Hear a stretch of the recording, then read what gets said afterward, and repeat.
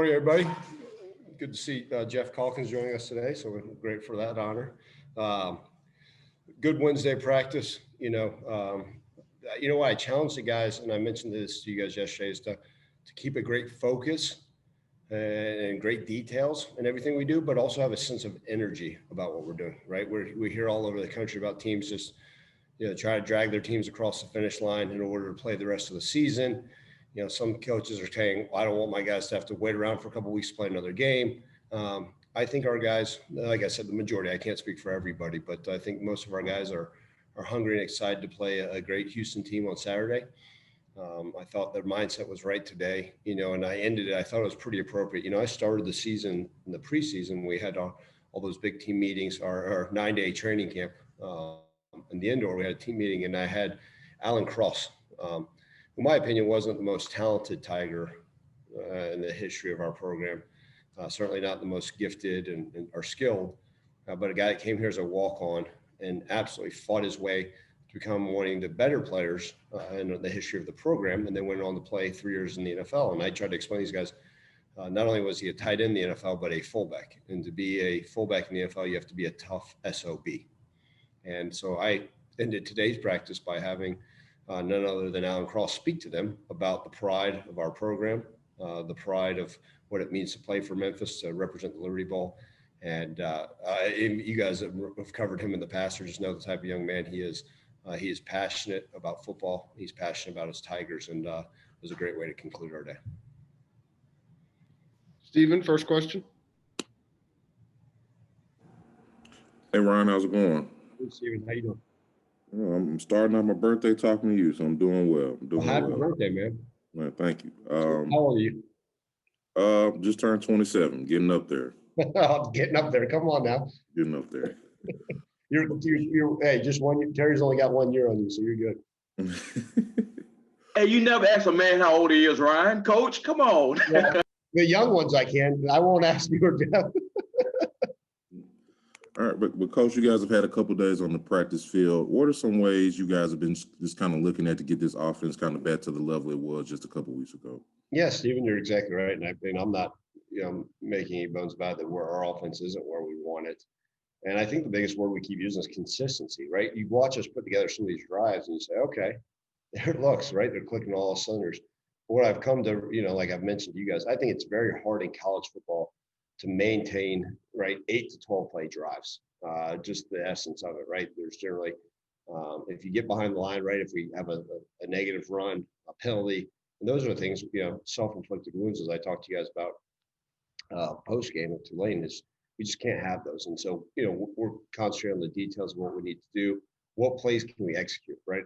I go back to saying this, as I mentioned to the staff on Sunday, what are we able to execute? And what are we able to execute well? It's not about going out there and creating a new scheme, necessarily new play calling, new players. It's what are we able to execute, right? And we can't say this is what we don't have, or we need to be able to do this, or there's no excuses and there's no explanations. It's just what can we execute? So I think we're kind of peeling back that onion, Stephen, trying to say, okay, what are we capable of? And if we can do that at a high level and execute, then we'll be fine. And so I think that's kind of the approach we've taken this week.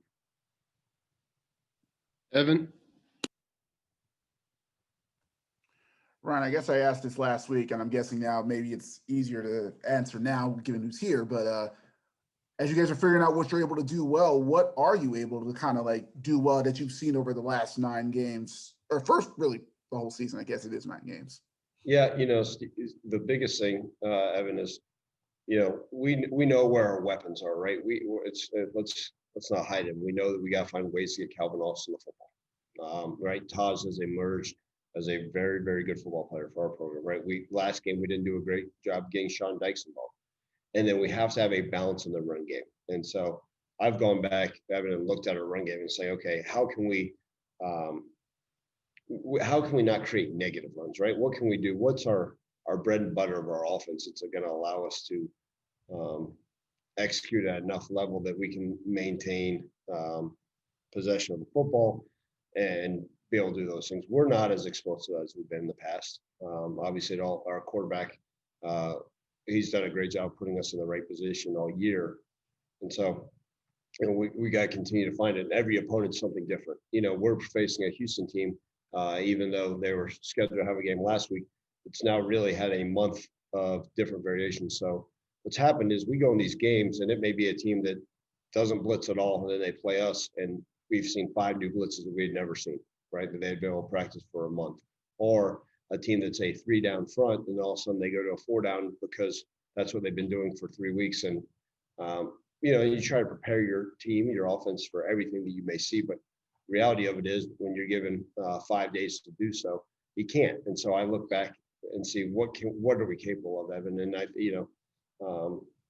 and we know we've looked and studied, right? Is it our outside zone run game? Is there inside? Is there insert? Is it do we need to go up and maybe put a different quarterback in there, run some triple options, some wildcat versus Houston? I think we explore all those different things and figure out what works best for us in our game plan. At this point, are you seriously trying to like experiment with like some option stuff at this point? Is that kind of an option on the table? Yeah, I mean, I think the more you can do, right? Sometimes you got to create a spark. You know, that's got to be part of it. And however you can be creative with what you're trying to do as an offense to get something going. You know, in the past years, sometimes when we couldn't get the run game going, I said, screw it, let's just line up a wildcat and get it going. And we still are able to do that. And but you know, like I said, I think Keelan Brown is able to run with his legs and do some creative stuff of that nature. So I think that's important. And then finally, for me, is there an update on JoJo? Was he able to practice today? And do you have an update on Drake? And where he is, what's the status of where the running back rotation is as of now? Yeah, Evan, I think both guys were limited participants in practice today. They were both out there and limited participants. So on Wednesdays, we stopped wearing shoulder pads. I mean, it's been I know we've talked about, I've mentioned this before, like the longest, shortest season, right? So we've taken shoulder pads off on Wednesday. So they were both able to go out there and do some stuff in limited capacity. You know, and reality, Evan, like we've mentioned, it is running back by committee. We're going to roll in what we got back there. And sometimes it's who's got the hot feet at the time and what we're able to do. And certain runners are better at certain schemes. So I think that's going to play into what we call and what we do. Terry? Hey, Coach, after your defense plays so well, you know, the games leading into Tulane game, I know it's got to be kind of frustrating, you know, to be thin out on the defensive side. How do you think this unit going to go playing through the Houston unit? Yeah, I mean, Houston is very, very explosive, right? We know they have speed. You know, it's kind of like when we talked about Central Florida. We know that Houston has always had speed. It sounds like they're getting all their weapons back in their receiving core, they experienced offensive line, and then you know, their quarterback will run the ball more so than you think. I mean, even if it's not a designed run, he'll just take it down and all of a sudden you see him pull it for 15 yards. So that's one of those things that we struggle with versus Tulane. I do feel like our defense is excited and motivated to play it. And I told him, I said, we should be frustrated by what occurred last game in all 3 phases. And so we got to have that type of hunger and chip on our shoulder to come out and prove. So I think our defense will be just fine. Evan? Ryan, if JoJo isn't able to go, how pleased were you with kind of the guys who filled in, and who would you be looking to kind of fill in? Would it be Maurice White, more Cartwright? What do you see at this point?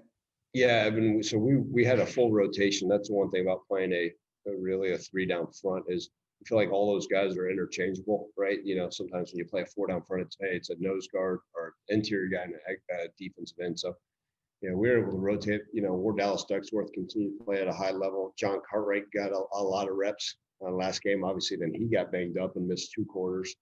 But we hope to have him back at full speed. Mo White got more reps. Obviously, Kwan Robinson, I think he tripled his rep total that he had gotten all year in the average game. Right, I think he was average about 10 reps a game. I think he may even in that game maybe gotten 30 or 40 plus game reps. So, you know, we got a slew of guys we're going to continue to mix up in there. And then I guess going back to the running game, just to make sure. So you had a different starting running back the last 3 weeks, I think. So at this point, is it just trying, like you said, to still running back come here? Do you kind of have an idea of like after the Tulane game, who possibly could be getting more reps at this point? Yeah, I believe in competition, and it's for us. It's got to even start at practice, right? Who's running the ball well at practice? Who's seeing things? who can understand protections. Houston blitzes the heck out of people on third down. And that's just what they do. And I expect them, obviously, with a month of not putting film, on tape. Like that's redundant. But if without putting any type of game film on, that we're going to be able to see something different. So we've got to have running backs have a full understanding of what may occur with what Houston may do. So, we have not named a starter yet. And literally it may be a game time decision, because when you're dealing with 18 to 22-year-olds, it's how in depth are they, right? I mean, if they have a great comfort and they're able to run around great on Friday, well then, that may be the guy that gets it. Brian? Hey, Coach, because of the way the year went and opt-outs and injuries, you had some younger guys that have played maybe sooner than expected. One of those is Cole Mashburn. What have you seen from his progression from the beginning of the year till now? Yeah, Cole's a guy that, I thought always had a really high ceiling. In fact, even last year, I was hoping to steal him and move him over to tight end, because I thought he would have been an excellent type of H-back in this offense. Very smart, very tough. I think he has the opportunity to be one of the premier linebackers in this conference, and just been pleased with what he does, right? He goes about his work. He's quiet. He's calm. Unfortunately, as we know, right, he won't be able to play in the first half of the game on Saturday due to a targeting. And the conference doesn't let you overturn things once it was reviewed. So, but very, very pleased with him. I think I think this time next year we're going to be talking about an all-conference type of player, and I think he's got to continue to have a very bright future. Okay, thanks for the time, Coach. Thanks, guys. Y'all have a great day.